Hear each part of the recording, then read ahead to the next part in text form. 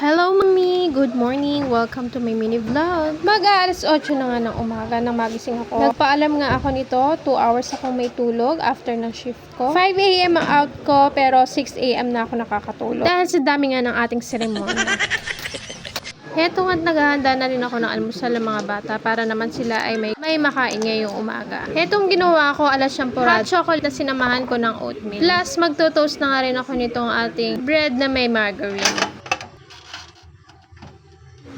Dito sa may labas ay nagsiset up nga rin kami ng tables and chairs kasi dito maginhawa kumain. Mahangin at iwas kala rin sa loob ng bahay.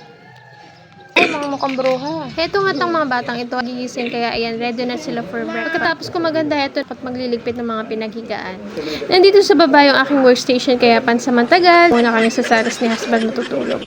At ito nga ng bunk bed ay hindi ko muna pinapagamit din sa mga bata kasi wala pa rin kami nabibiling kutsyon. Ayun, tipid-tipid muna. Kami din kasi napagkagastusan bago kami maglipat dito sa bahay. Marami pa nga kailangan improve dito sa bahay pero pansamantala, ganito na lang muna kami.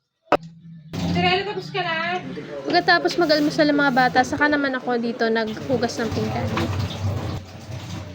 Tuwing umaga, araw-araw ko din nililinisan itong workstation. Hindi pwedeng hindi mo nga ito lilinisan dahil sobra talaga ang gabo kahit saradong-sarado na ang bahay.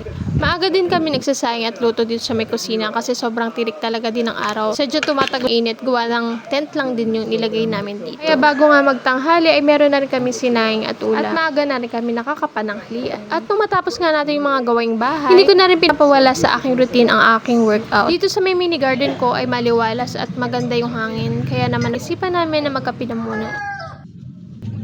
Yun lang muna for today's vlog. See you in my next. Bye!